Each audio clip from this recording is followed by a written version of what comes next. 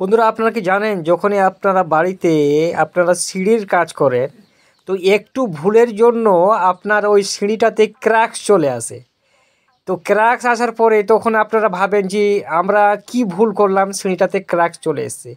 এই সিঁড়িটায় আপনারা দেখতে পাচ্ছেন যে গত 7 থেকে 8 দিনের মতো হলো এই সিঁড়িটাতে আমরা মানে ঢালাইটা করেছি।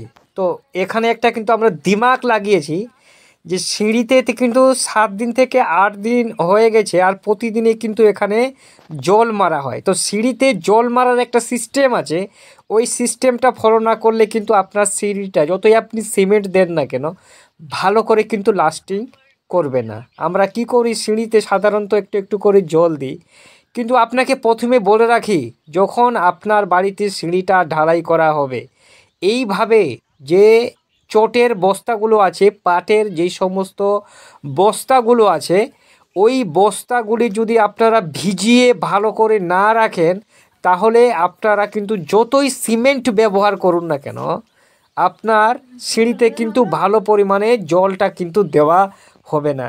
এই জন্য যে সিঁড়ির আপনার চাতালটা আছে, এই যেরকম দেখতে পাচ্ছেন এখানে 3.5 ফিট চাতালটা, ওই চাতালে কিন্তু চারদিকে জলটা বাঁধা ছিল এই পর্যন্ত ঠিক আছে, কিন্তু সিঁড়ির যে ধাপগুলো আছে ওই ধাপগুলোতে কিন্তু আপনারা জলগুলি বেঁধে রাখতে পারবেন না। তো তার জন্য আপনাকে সবসময় ওটা ভিজিয়ে রাখার জন্য কিন্তু এই যে ধকড়ার যে বস্তাগুলো আছে, চটের যে বস্তাগুলো আছে, ওই বস্তাগুলো আপনারা কিন্তু ভিজিয়ে অবশ্যই রাখবেন। আপনার বাড়িতে যদি কোনো কন্ট্রাক্টর কাজ করে সেক্ষেত্রে এই জিনিসটা কিন্তু আপনি বাড়ির মালিক হলে কিন্তু আপনাকে নিজেই এই জিনিসটা গার্ড করতে হবে যে যেই সময়, কারণ এটাতে কিন্তু 10 দিন কম করে হলে কিন্তু জলটা কিন্তু আপনাকে ভালো করে খাওয়াতে হবে।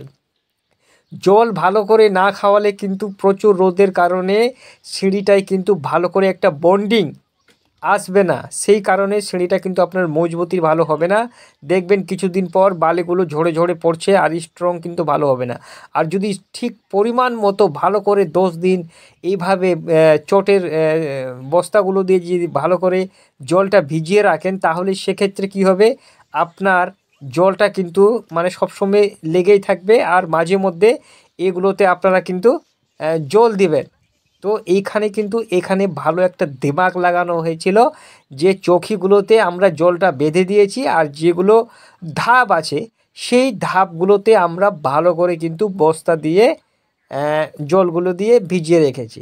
তো বন্ধুরা, এই জিনিসটা অবশ্যই মাথায় রাখবেন, সিঁড়িতে সবসময় চটের বস্তাগুলো বিছিয়ে